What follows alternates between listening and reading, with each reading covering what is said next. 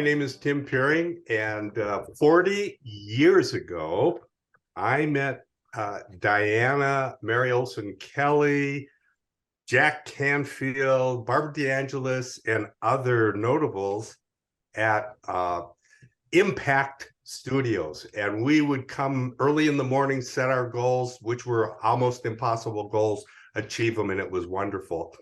That's where I met Diana and Paul. And it was wonderful to meet them. There was something special.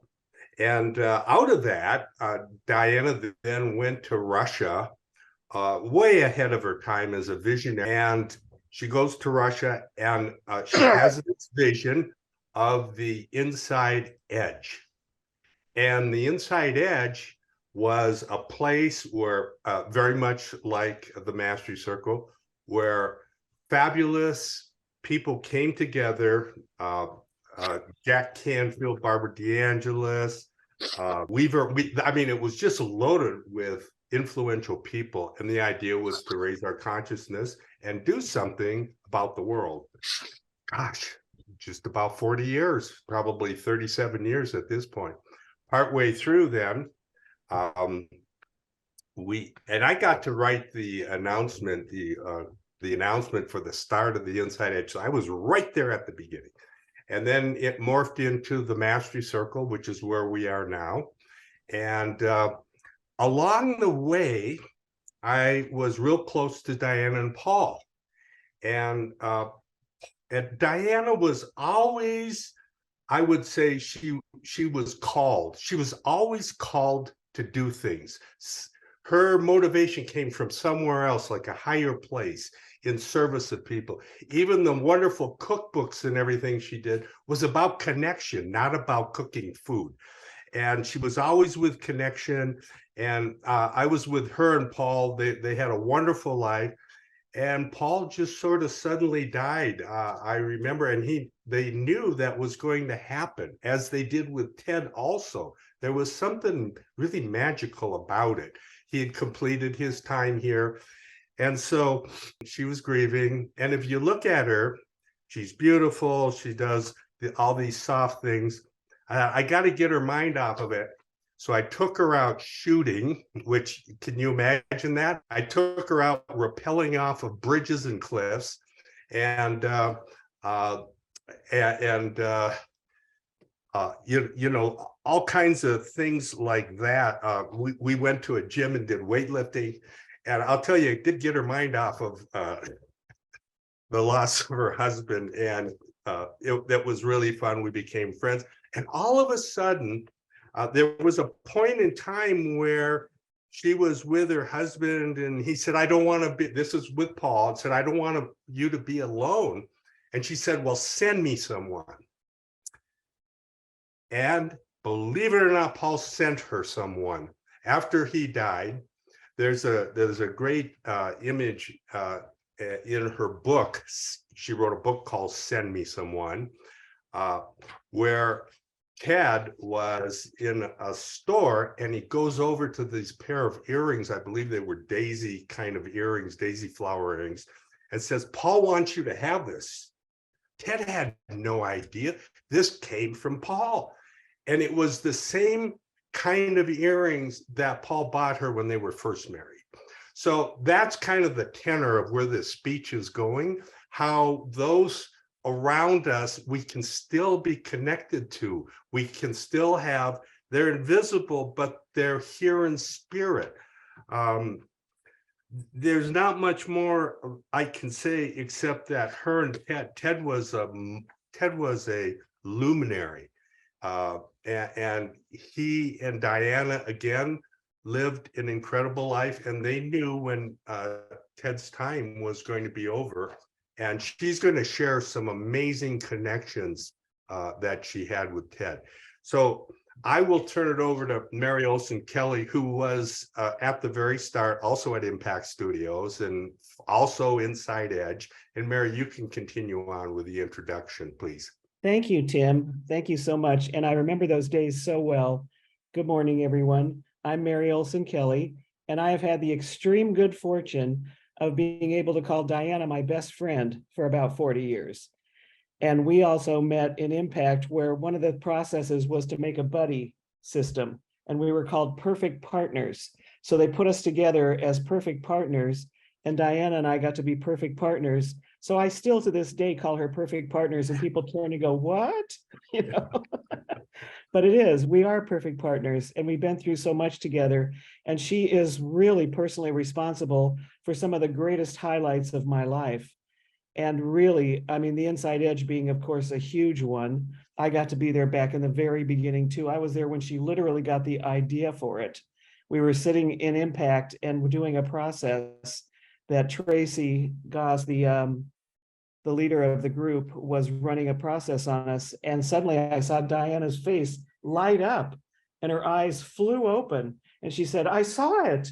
I mean, she really completely got a full picture of what the Inside Edge was going to be. She said, it's not a church, it's a group, and it brings all of the consciousness authors and leaders in the field together. And she absolutely created it out of that moment of visionary, clarity. And she's had those all of her life. And her books, Send Me Someone, covers some of them. And her new books are going to cover even more of that, of the connection with, something greater than us, and all the downloads and messages that we can have available to us at any time if we just remember to check in on all that. I have just completed a wonderful 9-month project with Diana in her new field that she had this idea. A woman stopped her on the street one day and said, I've just gotten a message from your husband, Ted. He wants you to go home and meditate and pretend you're looking in his eyes. He has a message for you. So she went home, she meditated, and she heard the word encore. And then she heard encore 80, because she was entering her 80s. Unbelievable. When you look at her, you won't believe it, but yes, it's true. So anyway, she got this big, loud from Ted message to do something having to do with encore in your 80s. So she and Robin Mullen, her partner, sat down and created this incredible project that I just experienced, which was 9 months of the Encore Women's Wisdom Circle, where we met on Zoom for 9 months, a group of 12 of us. And we also set some pretty impossible goals. And then we supported each other for 9 months to go through this.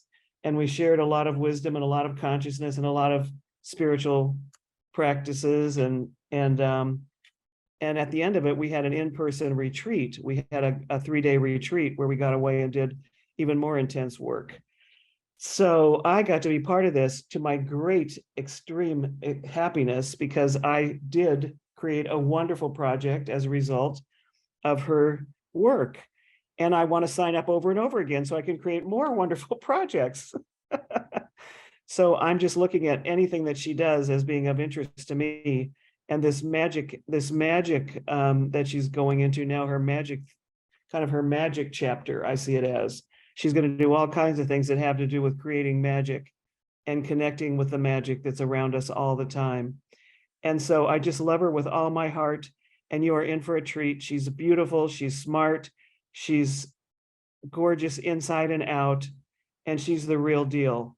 So it is my great pleasure to introduce you to Diana von Wellenitz Wentworth. Thank you, perfect partner. That was beautiful. I loved it. Thank you so much. I just want to say I'm remembering a magical moment where Tim and Mary Kelly and Paul and I were sitting at our dining room table, and we were talking about starting the Inside Edge. It didn't have a name yet that day, and Tim decided to write the invitation, which had to go out by snail mail. This is a long time before the internet. And it was just the most amazing thing. And I looked down, and there was a newsletter there by the Aquarian Conspiracy author. And it had a little column called The Inside Edge. And that was a moment where we're all just sitting together, and that's where the name came from. But anyway, I chose you because I'm speaking today for the very first time about what the depth of this new book, Expect Magic, which is in a way not so much a memoir as Send Me Someone, but it is a continuation of that book, because the message of Send Me Someone really asked the question of, can a departed loved one continue to influence our life? The flap copy says, in the movie Ghost, the passionate moment when Patrick Swayze is able to reach out to Demi Moore from the other side touched people in a way few movies do. Can a departed loved one really change the course of our lives? Diana knows with all her heart that love does transcend death. It happened to her. So that was the story of that book. That book came out 20 years ago. It came out about the same time as The Secret, which really opened a lot of us to really having the law of attraction be sort of a household term. And we've come a long way in those 20 years. So when that book first came out, people were suddenly open to the idea that their thoughts mattered, and their thoughts had a frequency and a magnetism, and that it was really important for us to govern our thoughts and to be able to choose to see what we really want to experience in life, and not dwell on the hardships, or not get caught in a downward spiral that takes us into a dark place where we actually begin to envision bad things happening. So that was sort of a wake-up call. I think in these 20 years that there's been a tremendous growth.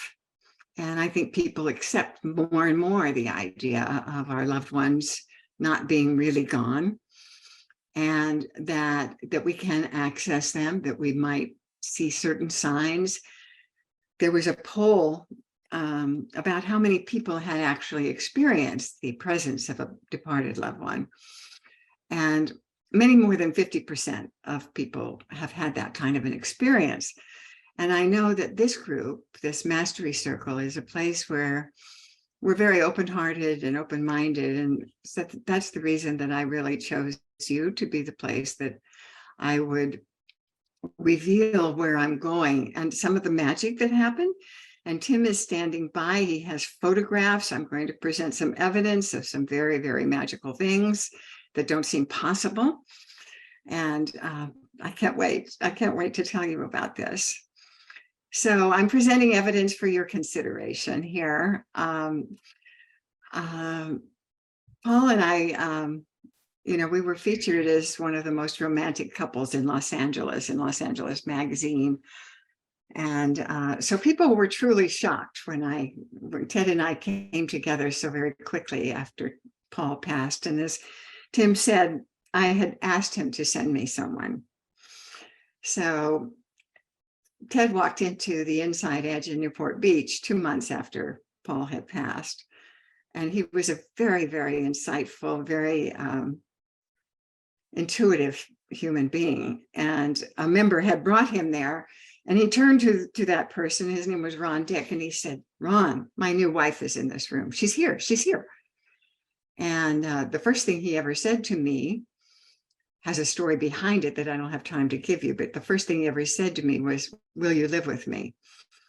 So that was shocking and surprising. And we were married 6 months later, which really surprised people, because they didn't know how much I was experiencing the presence of Paul, and how much Ted was receiving messages through Paul that really indicated, yes, this is indeed the person. I didn't have any hesitation about getting married. I remember when I told Mary Kelly, I said I was getting married, and she said, "Wow, you have a really short shelf life." I thought that stuck in my mind. I thought that was perfect with my cooking career and everything else. But she was the minister who actually married us. And the reason that I fell in love with Ted so quickly there were two reasons. He had this tremendous humor and this incredible spirituality. He had actually sent a man around the world for 7 years to interview enlightened masters, to find out how they had awakened. He was just passionate and curious, and that was his personality. And he was passionate about me and curious about me. And I never felt so seen and received by anybody in my life as I did by Ted. And everybody knew his sense of humor.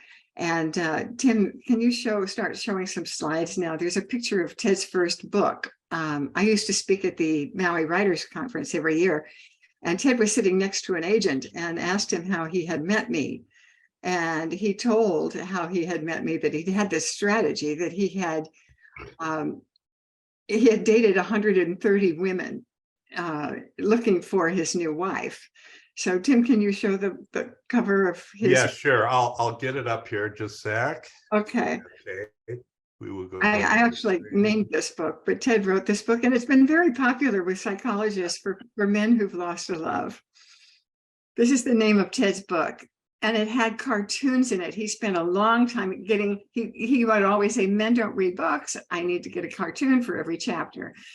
And there was one chapter in this book, this was for men who'd lost a love. So there comes a time when you're dating people that you finally, there's going to be some intimacy. I love this particular cartoon that he had. So it's that time for that difficult conversation about how this is going to transpire. And so he had a picture of these two dogs in bed, and one of them says to the other, I suppose I should tell you, I have fleas. I mean, he just had this very magical sense of humor, which totally engaged me. So anyway, Ted had this amazing time of looking for gurus, and we had both been initiated into transcendental meditation in the year 1970. Of course, we didn't know each other then, but he had spent a long time with Maharishi, but then he decided to send this man around the world for 7 years to interview the enlightened masters. And then he got an invitation to go to India by a man who was not known to the world then, but who is now considered one of the most enlightened masters in the world, and that was Sri Sri Ravi Shankar. And Ted went and stayed in his house for 3 weeks. And Ted was always passionate about the Vedic tradition of meditation and mantra and all of that. I had my own spiritual path of journaling and inner listening. But I honored his tradition. And we were both widowed, of course, which helped a lot because we both had an experience of knowing that there was so much more available, and had feelings of our departed spouses. And so death was often a subject with us. Unlike most people who like to avoid the subject, I don't know, it was a pretty common theme, and we were very open about it. We even enrolled in a course to become end-of-life doulas, to really explore what a vigil scene could be like. And so we had many discussions on it. So I'm going to actually show you, or Tim is going to show you a video. For those of you who haven't met Ted, you're about to meet him now. So there's going to be a video of Ted. I asked him, we were up in the apple country near Yucaipa, and he was sitting across from me, and I thought, well, I'm just going to ask him, what is death? And so this is what he said. So tell me, Ted, what is death? It's sort of a surprise. I would say it's absolutely safe. And it's like getting in your car and driving to the airport. You get out of your car, get on a plane, and fly home. You'll stay there for a while, and you know you're going to come for another vacation here. And when you do, it'll take you maybe 70 years to go home again, but it'll go like a flash. So that's Ted. That's Ted. You get his vibe, I think. So anyway, in Ted's path, a spiritual path, he loved gurus, and we went to Guru Ma. We went different places, but there came a time when he met the most amazing guru, Sri Ma of Kamakya, and her cohort, Swamiji, Swami Satyananda Saraswati, and they had an ashram in Napa. And we spent every Christmas Eve with them for 21 years at the ashram having a celebration. And it wasn't an ordinary celebration. They would do a Jewish ceremony. They did a full Catholic mass with the red wine. They did Hindu, and they did all the different traditions. And I loved that. It was so expansive. It felt like the Inside Edge was really about all people being welcome and honored for who they were.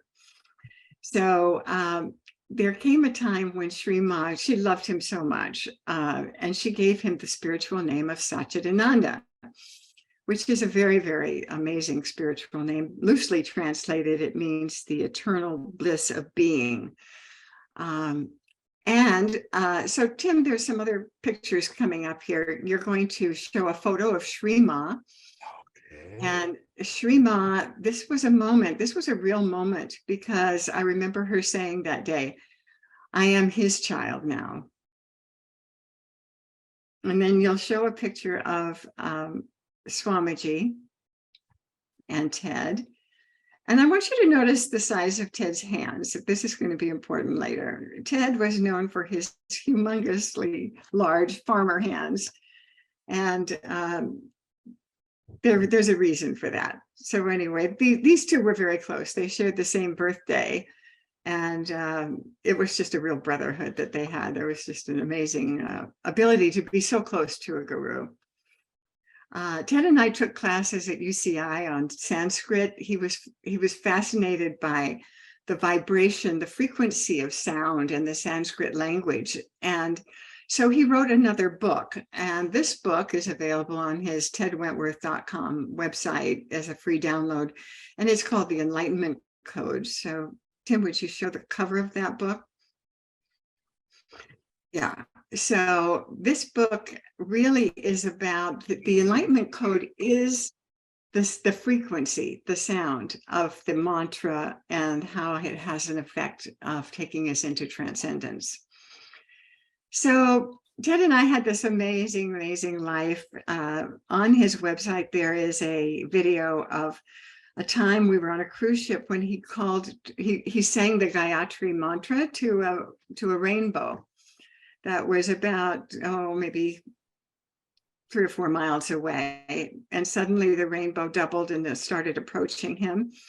And he grabbed a camera, and that rainbow doubled and it kept coming. And we have a video with music behind it of showing how this rainbow actually came across the railing and went into his feet. And he always called that the rainbow miracle. So rainbows were important to him. About 20 years before Ted passed, 20 months, before Ted passed, I had a sudden knowing, as I had with Paul on our 25th anniversary, that would be our last anniversary. It was just a sudden feeling. And so about 20 months before Ted passed, I heard 2 years to live. And I thought, well, maybe one of us only has 2 years to live. So I just started a journal titled 2 Years to Live. And I started, it wasn't morbid. As I said, death was a subject that we often discussed.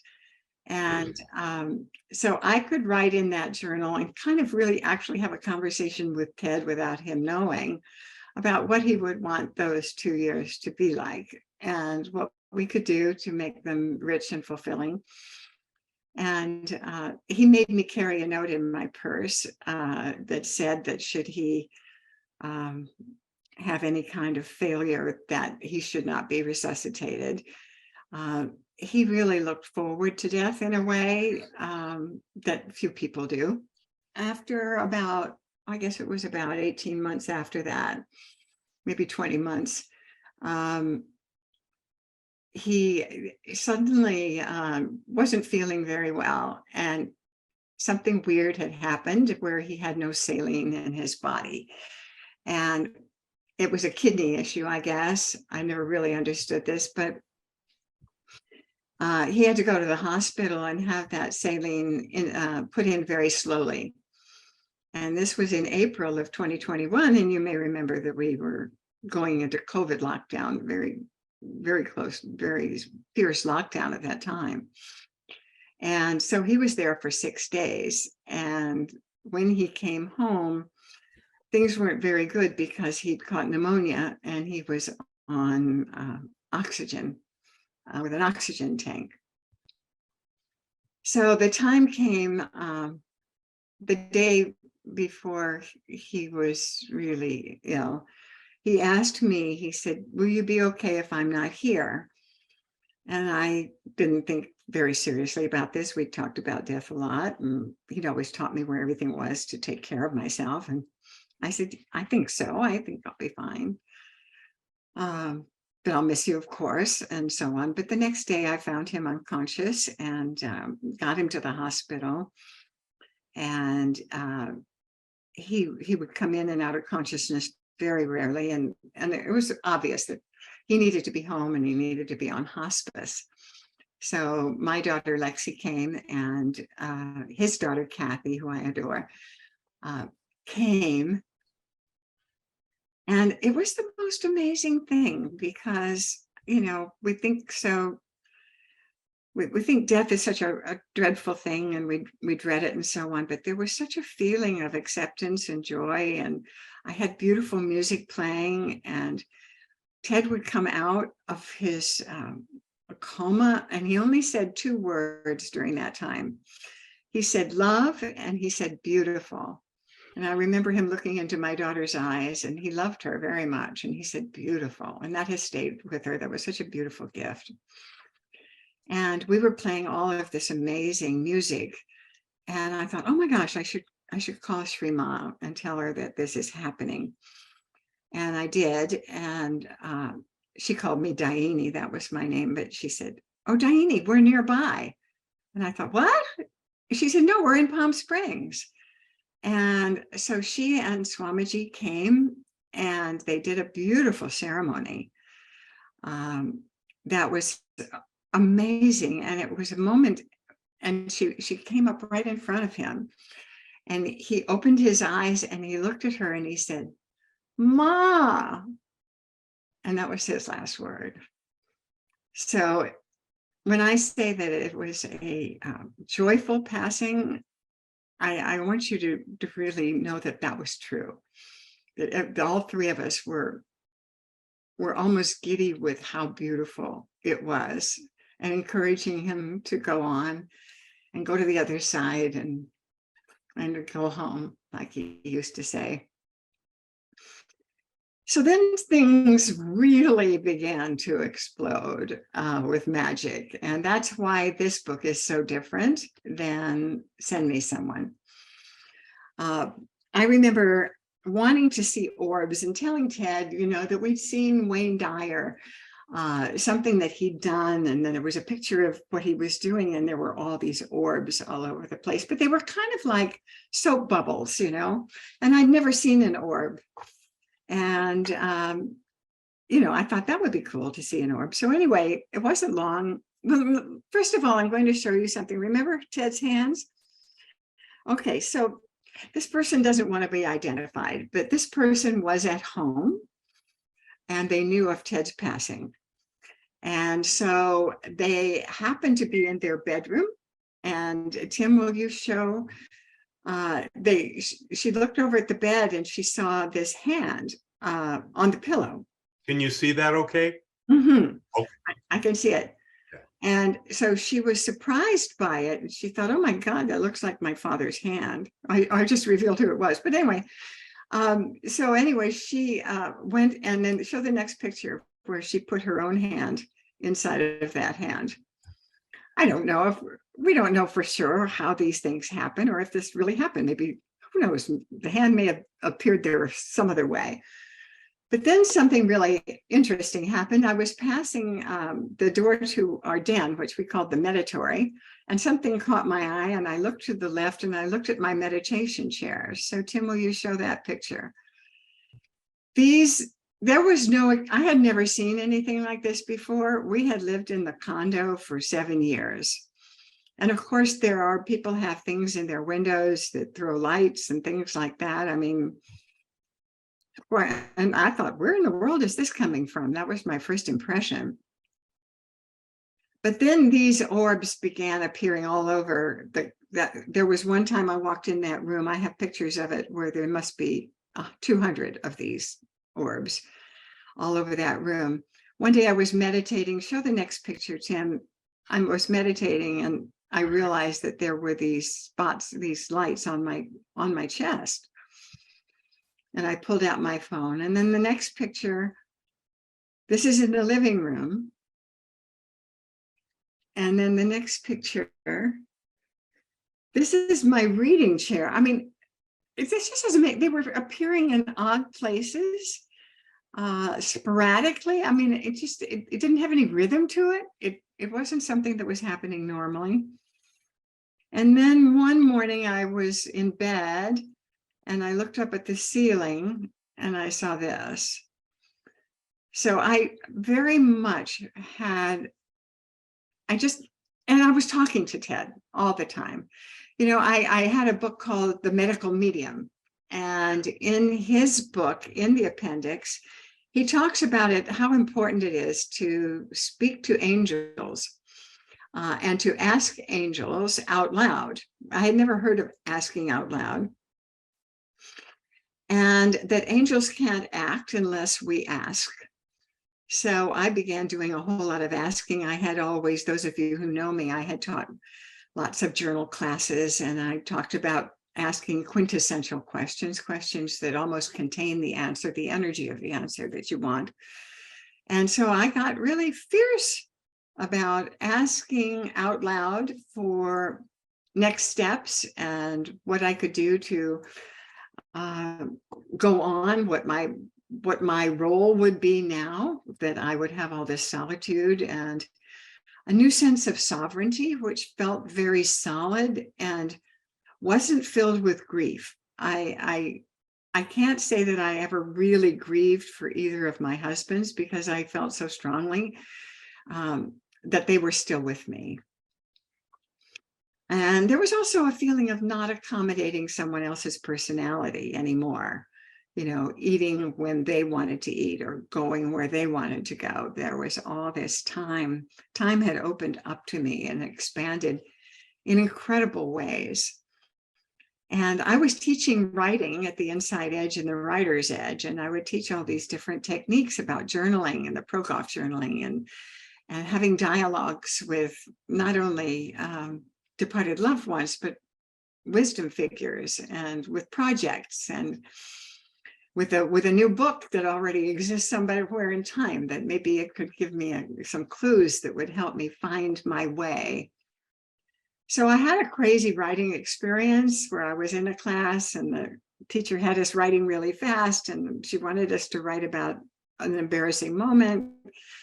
And I wrote about how horrible it was to go through adolescence, grow 8 inches in 1 year, have periods that lasted 6 weeks. I mean, it was just like this body was out of control. And then she suddenly said, Diana, read what you wrote. And I thought, oh my God, there's 500 people in this class. And anyway, I did. I just went ahead and read it. And then the next day I was still feeling a little bit embarrassed about it because I'd left them speechless.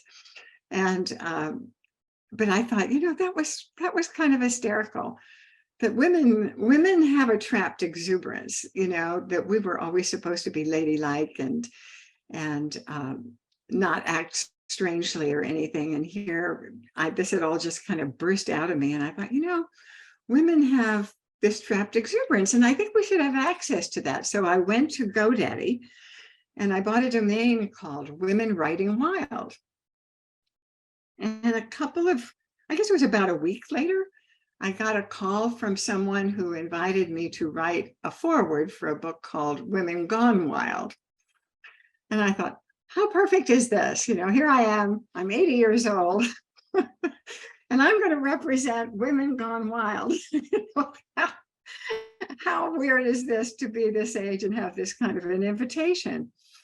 So anyway, I did that. And this book was intended to be like the Chicken Soup for the Soul. I was the first co-author in the Chicken Soup for the Soul series. So they chose me because they wanted this to become like the Chicken Soup for the Soul for women's empowerment.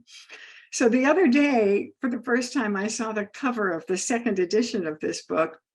Can you show that cover, Tim? I think it's the last picture you have there to show.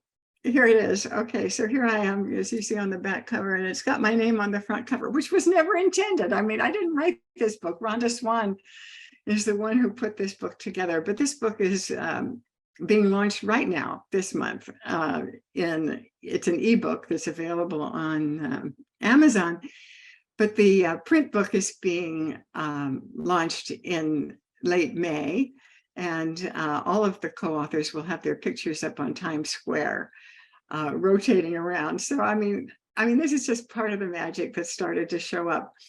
There were so many other things, though. There were so many things that began to happen. The encore thing, as Mary told you. And I all of a sudden had the feeling that this book, my book, Expect Magic, had to be finished right now. That it really has to be finished right now. That there's an urgency to it. I don't really expect my demise, but I know that the timing has to be now. So I use that as my goal for the Encore Wisdom Circle. And I can sort of sense Ted around, because he would say, Diana, sprint the finish, sprint the finish. So that's the energy that I'm going on right now. I had a reading that was a gift to me from a fabulous medium. Oh my God, his name is Robert Brown. He lives in England. But it was 90 minutes of him. The first thing he said is, oh, there's a man here. His name is Ted, and he's bigger than life. And he went into things about Ted. He also told me about my Uncle Lewis, who I hadn't thought of since I was 9, who always was a magician and was always delighting me with his magic tricks. And my father was there, who was manic depressive and very stern. And he said, you're so much more than I ever gave you credit for. Which sounded just like him. It was just definitely his language. So here I am. I'm going to finish this. I want time for people to ask questions and so on. But just a week ago or so, I was on my couch in the living room and I was listening to music. I have one of these Google Home Nest things that you can ask to play any music that you want. And then it continues to play music. And I just go into bliss with music. Music is it takes us into transcendence so easily. But I had never had an experience like I was having at that moment. I had this sudden feeling of completion and a view of my life and this amazing amount of gratitude and appreciation for all that I had experienced. I remember writing to Tim not too long ago. I was going through something hard and I said that I was suffering, and he said, Diana, turn that suffering into gratitude. And so in this moment, I had a knowing that I wanted to get up and sit down and write a letter that I could leave on the dining room table, because I live alone, and I wanted people to know, I wanted my daughters to know that it's been perfect. It's been the best life that anybody could possibly live. There's kind of a saying that goes around on Facebook. Life should not be a journey to the grave with the intention of arriving safely in an attractive and well-preserved body, but rather to skid in sideways, Chardonnay in one hand, strawberries in the other, body thoroughly used up, totally worn out, and screaming, woohoo, what a ride. So that's the way I feel about my life. I want you to know that I ask all the time, out loud, sometimes with enormous, enormous fierceness, especially when I'm going through a dark night of the soul or anything like that. I want you to know that I actually yell. And this happened earlier on one time when Paul and I couldn't continue in our cooking career for various reasons, and we needed to reinvent ourselves. And we were very frustrated. We were running out of money.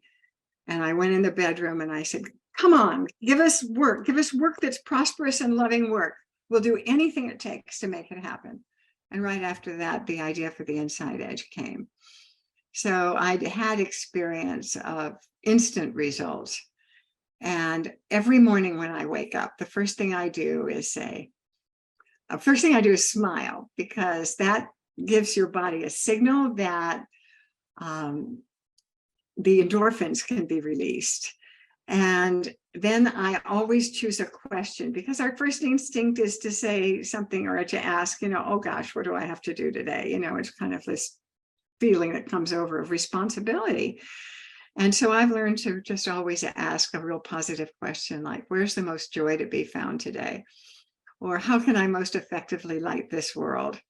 So what I'm telling you is to start asking out loud that there is all sorts of invisible help, so much more than we can ever understand. The quantum field, who knows how it works? We don't need to understand how it works. Just know that we are supported in so many ways every day and every single thing that we do. And that's the message of Expect Magic. That's what it's all about. That's what I live, and that's what I want to share with you, and that's what I want you to do. I want you to expect magic and have the best possible life you could possibly have.